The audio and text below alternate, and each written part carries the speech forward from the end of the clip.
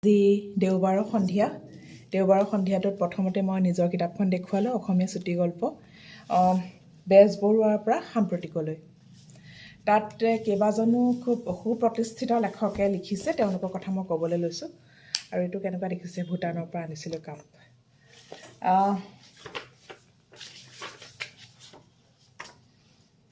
উদাহৰণস্বৰূপে আমি ক'ব পাৰোঁ প্ৰাঞ্জল শৰ্মা বশিষ্ঠ, গুৱাহাটী বিশ্ববিদ্যালয়ৰ প্ৰাধ্যাপক, পল্লৱী ডেকা বুজৰবৰুৱা, ডিব্ৰুগড় বিশ্ববিদ্যালয়ৰ প্ৰাধ্যাপক। তাৰপিছত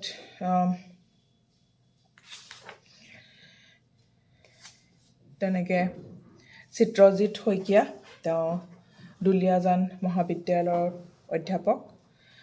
তাৰপিছত ৰাজীৱ বৰাক কাব্য সমালোচক হিচাপে সকলোৱে জানে, কবি হিচাপেও সকলোৱে জানে, কিন্তু তেখেতে কিছুদিন ধৰি গল্প আৰু লিখাৰ লগতে গল্প সমালোচনাতো তেওঁ হাত দিছে। সেই স্বনামধন্য সমালোচক ৰাজীৱ বৰাৰ তেখেতে লিখিছে। তাৰপিছত আনন্দ বৰমুদৈ, নামেই যাৰ পৰিচয়, তেখেতৰ পৰিচয় কৰাই দিয়া কোনো প্ৰয়োজনেই নাই। ডিব্ৰুগড় বিশ্ববিদ্যালয়ৰ ইংৰাজী বিভাগৰ প্ৰাক্তন প্ৰাধ্যাপক হোৱাৰ লগতে তেখেত সকলোৰে পৰিচিত এজন সমালোচক। তেনেদৰে জ্যোতিষ্মান দাস, তেখেত তেজপুৰ বিশ্ববিদ্যালয়ৰ এজন অধ্যাপক আৰু খুব এজন অতি মেধাৱী সমালোচক। চুমি কলিতা বৰা, তেখেত কোকৰাঝাৰ বিশ্ববিদ্যালয়ৰ কোকৰাঝাৰ কৈছোঁ, বড়োলেণ্ড ইউনিভাৰ্চিটি তেখেত এজন প্ৰাধ্যাপক, চুমি কলিতা বৰা, আৰু খুব বিখ্যাত এজন সমালোচক। তাৰপিছতে অৰিন্দম বৰকটকী, যাক আপোনালোকে সকলোৱে চিনি পায়। সেই অৰিন্দম বৰকটকী তেওঁ অসমীয়া সাহিত্যৰেই নহয়, ইংৰাজী সাহিত্যৰো এজন প্ৰথিতযশা সমালোচক অৰিন্দম বৰকটকী। তাৰপিছত তেনেদৰে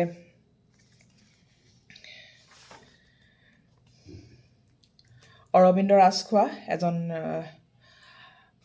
তেওঁ লখিমপুৰ বিশ্ববিদ্যালয়ৰ এজন প্ৰাধ্যাপক। দীপামণি হালৈ মহন্ত, তেখেত গুৱাহাটী বিশ্ববিদ্যালয়ৰ এজন প্ৰাধ্যাপক আৰু সকলোৰে পৰিচিত এগৰাকী সাহিত্য সমালোচক।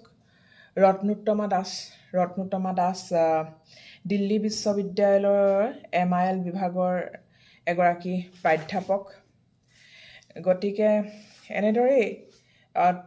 আৰু মৃদুল শৰ্মা আমাৰ কানৈ মহাবিদ্যালয় অধ্যাপক হোৱাৰ লগতে এজন প্ৰথিতযশা সাহিত্য সমালোচক তথা ঔপন্যাসিক।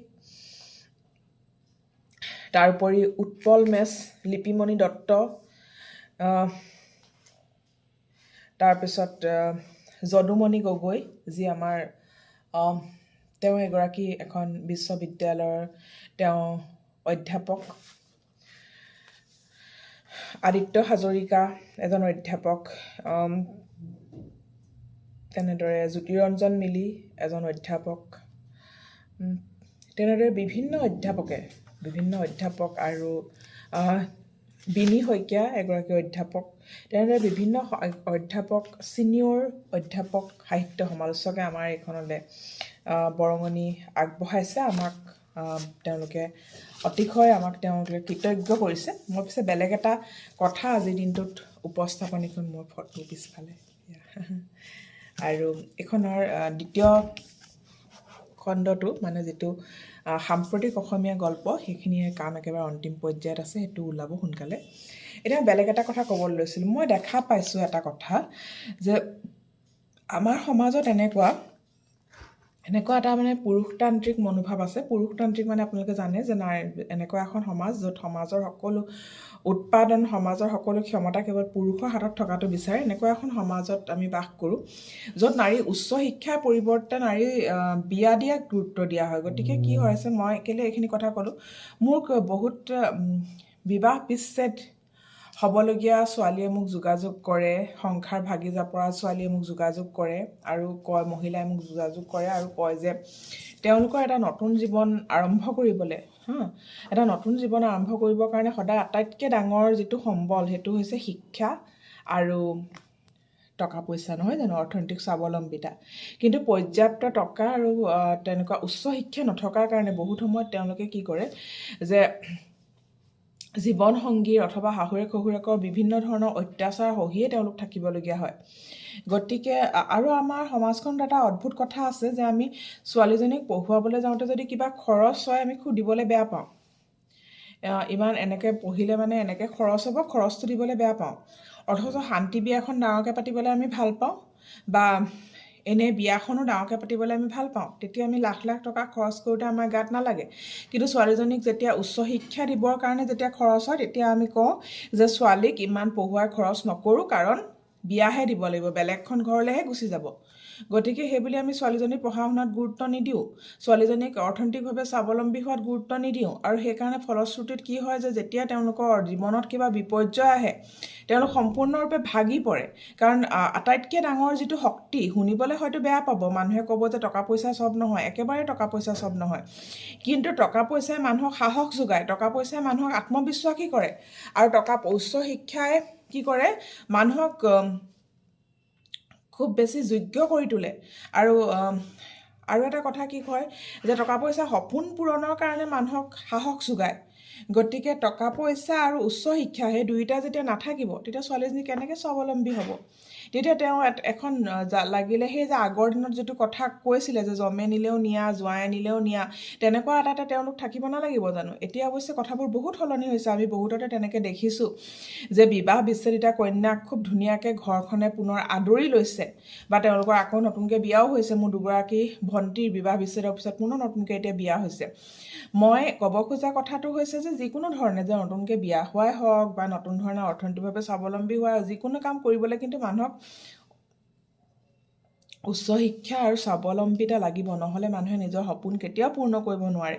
গতিকে আপুনি যদি বিচাৰিছে যে ছোৱালীজনীয়ে যিকোনো জীৱনৰ পৰিস্থিতি, যিকোনো জীৱনত ধুমুহা আহিলেও সদায় সাহসেৰে থিয় হৈ থাকিব লাগে, তেন্তে কিন্তু আপুনি তেওঁৰ উচ্চ শিক্ষাৰ কাৰণে চিন্তা কৰিবই লাগিব। আপুনি তেওঁৰ স্বাৱলম্বিতাৰ কথা ভাবিবই লাগিব। আৰু এটা কথা যে ছোৱালীৰ মাকবিলাকক মই কওঁ যে আপোনালোকৰ নিজৰ যিখিনি অপূৰ্ণ সপোন সেইখিনি কিন্তু আপোনাৰ ছোৱালীজনীয়েহে পূৰ্ণ কৰাই দিব পাৰে। এতিয়া মোৰ মায়ে ফুৰিবলৈ খুব ভাল পাইছিলে, কিন্তু আমাৰ কাৰণে যিহেতু তেওঁ বহুত সময় জীৱনৰ দিব লগা হৈছিলে, সেইটো চবেই দিব লগা হয় নিজৰ সন্তানৰ কাৰণে, গতিকে তেতিয়া তেওঁ ফুৰিবলৈ যাবলৈ তেনেকৈ সুযোগ নাপালে। এতিয়াতো মই তেওঁক ফুৰাই থাকোঁ, 5 ষ্টাৰ হোটেলত ৰাখোঁ, ফ্লাইটত ফুৰাওঁ।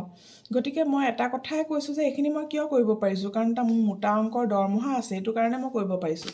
আৰু সেইকাৰণে মই আপোনালোকক কওঁ যে নিজৰ ছোৱালীজনীক পঢ়াওক, নিজৰ ছোৱালীজনীক যোগ্য কৰক, নিজৰ ছোৱালীজনীক অৰ্থনৈতিকভাৱে স্বাৱলম্বী কৰক, যাতে জীৱনৰ কোনো পৰিস্থিতিতে তাই কেতিয়াও ভাগি নপৰে, জীৱনৰ সকলো পৰিস্থিতিতে তাই যাতে মূৰ দাঙি থিয় হৈ থাকিব পাৰে, সকলো সপোন যাতে তাই নিজৰ দক্ষতাৰে পূৰ্ণ কৰিব পাৰে।